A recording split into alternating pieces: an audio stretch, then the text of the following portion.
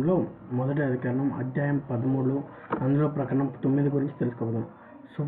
స్వ విషయములోని కృతకృత పక్షముల వారి పరిశీలనం. 1. రాజు చారుల ద్వారా మహామాతృలను శోధించుటతో పాటు పౌరులను జానపదులను శోధించవలెను. సంతులు జంటలుగా పుణ్యక్షేత్రంలోను సభలయందును వర్తక శ్రేణుల మధ్యన ఇతర ప్రజాను సమూహములతోనూ వాదోపవాదములను దిగవలెను. వారిలో ఒకడు ఈ రాజు సకల సద్గుణ సంపన్నుడని ప్రతీతి కాని ఇతనిలో ఒక సుగుణముగాడ కనిపించదు. కారణము ఇతడు జరిమానాలు వేసియు పన్నులు వసూలు చేసియు ప్రజలు పీడించుకున్నాడు. దీనికి అందుకొని రెండవ వాడు అతన్ని ఎదురు సంబంధించి వారిని ఖండించవలెను. అతడు ఎట్లనే వలెను. మత్స్య న్యాయముచే భయం పొందిన మానవులు వివస్వతును కుమారుడైన మానవును రాజుగా ఎన్నుకొనిరి. అతనికి తాము పండించిన ధాన్యములో 6వ వంతును వ్యాపార వస్తువులలోను ధనలాభంలోను 10వ వంతును ఇచ్చినట్లు ఖరారు చేసుకొని దీనికే పోషింపబడి రాజులు ప్రజలుగా యోగక్షేమమును సమకూర్చుకున్నారు. జరిమానాలను పన్నులను చెల్లించేవారు రాజు చేయు పాపములలో భాగస్వాములవుతున్నారు. అట్లే రాజులకు యోగక్షేమములు కూర్చుకొని రాజు వారి పాపములలో భాగస్వామి అవుతున్నారు. కావున అరణ్యవాసులు కూడా మనలను రక్షించు రాజులకు చెందవలసిన భాగమిది అని చెప్పవచ్చు. వారెరుకోబడిన ఉచ్చధాన్యములో 6వ భాగము అతని ఎక్కించుచున్నారు.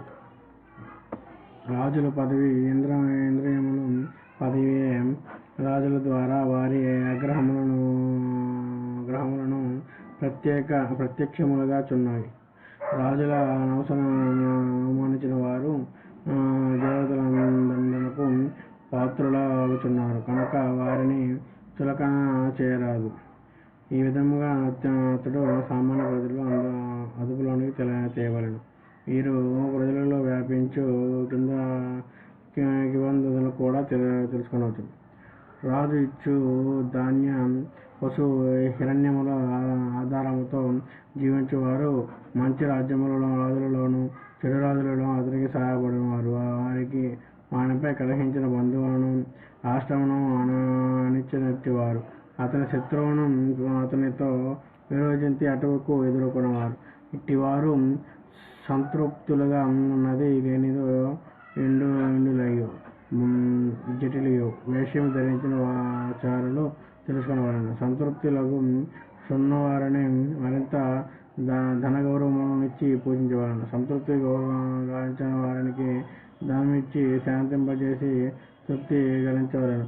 లేదా వారిలో భేదమును కల్పించి సామంతుల నుండి అటవికుల నుండి బంధువుల భేదమును కల్పించి సామంతుల నుండి అటవికుల నుండి బంధువుల నుండి బంధితులకు రాజపుత్రుల నుండి వేరుపరచులను. అప్పటికి కూడా వారు వశపడుకుని పక్షమున వారిని జరిమానాలు పన్నులు వసూలు చేయు ఉద్యోగులకు నియమించి ప్రజల ద్వేషమునకు గురించవలెను. ప్రజలు ద్వేషమును పాత్రులైన తర్వాత వారిని రహస్య దండము ద్వారా తిరుగుబాటు ద్వారా గాని తుదిముట్టించవలెను. లేదా వారిని శత్రువు లోపరుచుకొనవలెను. భయము ఉండి చేత వారి భార్య పుత్రులను తన ఆధీనమందుంచుకొని వారిని గనులలోని కర్మాగారములను పనిచేయు ఉద్యోగులను నియమించవలెను. కానీ వారిలో క్రుధులు, లోభులు, భీతులు, గర్విష్ఠులు, శత్రువుల ప్రేరణకు పశువులకు ప్రమాదం కలదు. కనుక కర్మాంతికి నైమితికి ముహూర్తకులు వేషం ధరించిన జారులు వారి పరస్పర సంబంధములను శత్రువులతో గాని అడగలతో గాని వారి కలగ సంబంధమును దుష్టుల అర్ధగౌరవము ఇచ్చి పూజించవాలి. అతుష్టుల సమాధాన భేద దండప్రదానము సాధించవాలి. ఈ విధంగా విచక్షణుడుగా రాజు తన రాష్ట్రమందలి ప్రముఖులను సామాన్యులను పుత్రులు వేశ్యలు ఆకృతులు శత్రువుల రహస్యపు లోభములను గురి కాకున్నట్లు జాగ్రత్త చేయాలి. ఇది వినయదాయకముగా మొదటి అధికారము స్వరాష్ట్రంలో కృత్యము పక్షముల వారి పరిశీలన. అదే 13వ అధ్యాయం.